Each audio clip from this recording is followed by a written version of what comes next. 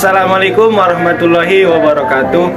Perkenalkan, kami dari kelompok 5. Nama saya Arya Bayu Darmawan dan di samping saya Nama saya Melena Fitri. Nama saya Sri Megita. Saya Adriana Rumahati Harahap. Nama saya Rehan Anissa. Baiklah, kami akan menjelaskan materi kami yang berjudul Resiko dan Return.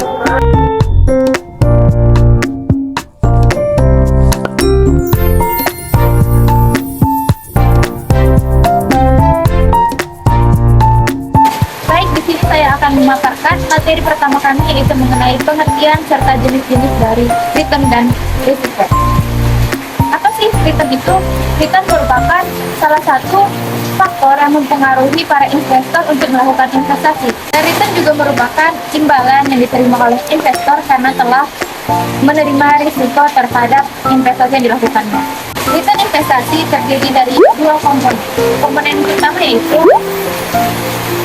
dan komponen kedua. Adapun pengertian dari resiko merupakan kemungkinan perbedaan antara return aktual yang diterima dengan return yang diharapkan. Semakin besar kemungkinan perbedaannya, maka semakin besar pula resiko yang diterima oleh investor tersebut. Terdapat 8 sumber yang mempengaruhi resiko investasi. Yang pertama, resiko suku bunga, dan yang kedua, resiko pasar, ketiga, resiko inflasi, dan yang keempat, resiko bisnis. Yang kelima, resiko finansial, dan yang keenam, resiko likuiditas. Yang ketujuh, resiko nilai tukar mata uang, dan kedelapan, resiko negara.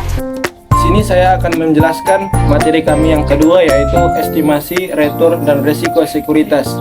Menghitung return yang diharapkan.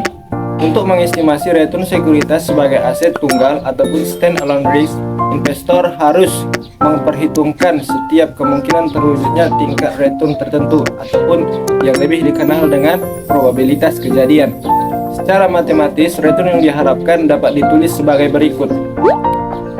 Contoh menghitung return yang diharapkan, sekuritas ABC memiliki skenario kondisi ekonomi seperti halnya dalam tabel sebagai berikut.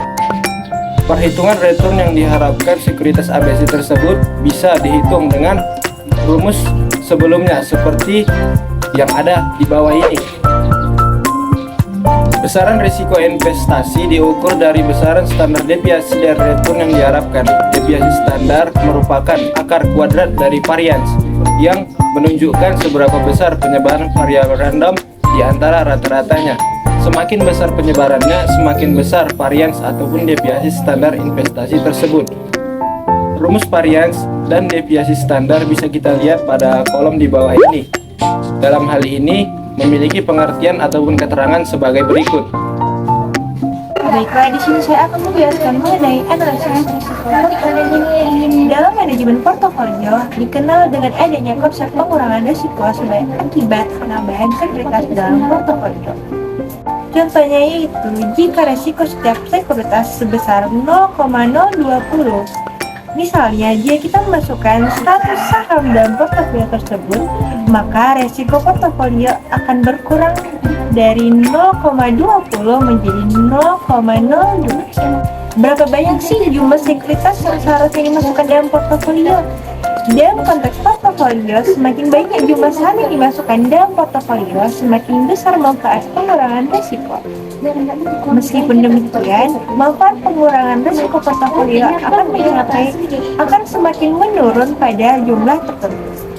Dan setelah itu, tambahan sekuritas tidak akan memberikan manfaat terhadap pengurangan risiko portofolio. Baik, selanjutnya saya akan melanjutkan materi saya, yaitu hubungan antara risiko dan return. Premi risiko pasar, yaitu premi yang dimiliki investor karena menanggung risiko dari rata-rata saham, dan besarnya tergantung seberapa kemampuan investor dalam menghindari risiko. Nah, apa sih hubungan antara risiko dengan return? Hubungan antara risiko dan return disyaratkan dapat dispesifikasi dalam security market line. Adapun hubungan dari resiko dan return, yaitu yang pertama bersifat linear atau searah. Yang kedua, semakin tinggi tingkat pengembalian maka semakin tinggi pula risiko. Nah, yang ketiga, semakin besar aset yang kita tempatkan dalam keputusan investasi, maka semakin besar pula risiko yang timbul dari investasi tersebut. Nah, yang keempat, kondisi linear hanya mungkin terjadi pada pasar yang bersifat normal. Baik, langsung saja saya akan menjelaskan materi selanjutnya, yaitu diversifikasi, yang dimana pengertiannya yaitu pembentukan portofolio melalui pemilihan kombinasi sejumlah aset tertentu sedemikian rupa hingga resiko dapat diminimalkan tanpa mengurangi besar return yang diharapkan. Nah, ada di sini dua prinsip diversifikasi. Yang pertama itu diversifikasi random, yaitu secara naif terjadi ketika investor menginvestasikan dananya secara acak pada berbagai jenis saham yang berbeda atau pada berbagai jenis aset yang berbeda. Yang kedua, diversifikasi Markowitz, yaitu berbeda dengan diversifikasi random, di mana diversifikasi Markowitz mempertimbangkan berbagai informasi mengenai karakteristik setiap sekuritas yang akan dimasukkan dalam portofolio.